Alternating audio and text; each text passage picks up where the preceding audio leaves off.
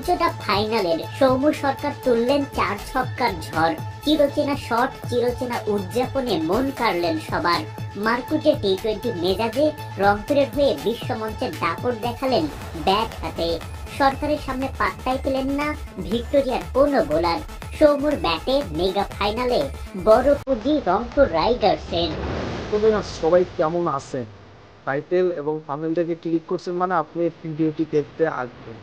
আর আজকের এই ভিডিওটি অনেক গুরুত্বপূর্ণ হতে চলেছে।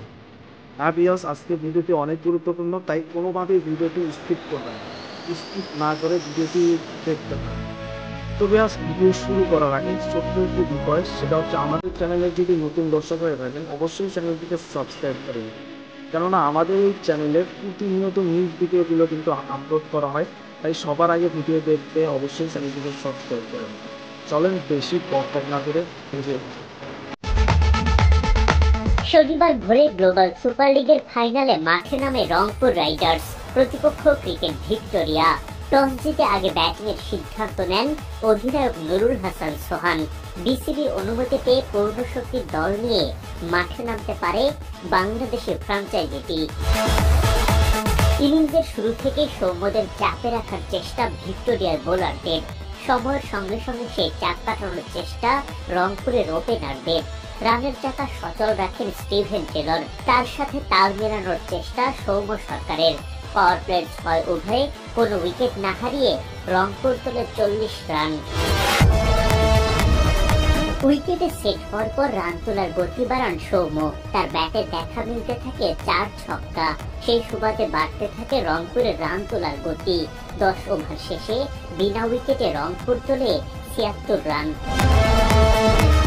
ভিক্টোরিয়ার বোলাররা যেন কোনো মতে আটকাতে পারছিলেন না রংপুরের 2 ওপেনার সৌম্য ও স্টিভেনকে। চোখ ধাঁধানো সব শটে মাঠ মাতিয়ে রাখেন সরকার। দারুণ সঙ্গ দেন টেলরও। ওপেনিং জুটি পার করে 100 রানের গন্ডি।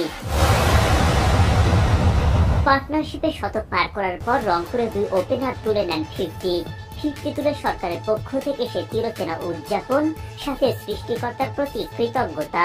50 করে ব্যাট উঁচিয়ে ধরেন টেলরও। দুর্দান্ত ব্যাটিং করতে থাকা 2 ওপেনারের সম্মানে ডাগআউট থেকে তখন করতালির মেলা। 49 বল থেকে 68 রান করে থামেন টেলর। 3 নম্বরে নামা সাইফ হাসান বিদায় নেন মাত্র 6 রান করে। তবে তখনও উইকেটে তাণ্ডব চালাতে থাকেন সৌম্য। ছক্কা হাঁকিয়ে মাত্র 16 ওভারের মধ্যেই দলীয় 150 পার করেন সরকার। ফাইনালে দলকে নিয়ে যেতে থাকেন পাহাড় সম পুঁজির দিকে।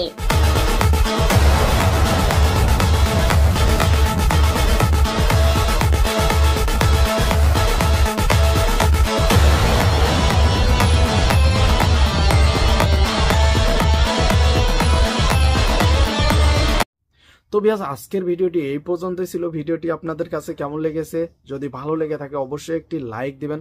চ্যানেলে নতুন হয়ে থাকলে অবশ্যই চ্যানেলটিকে সাবস্ক্রাইব করে নেবেন, কেননা আমাদের এই চ্যানেলে প্রতিনিয়ত আপডেট নিউজ ভিডিওগুলো আপলোড করা হয়। তাই অবশ্যই সাবস্ক্রাইব করে নেবেন। সবাইকে অসংখ্য ধন্যবাদ এতক্ষণ আমাদের সময় দেওয়ার জন্য।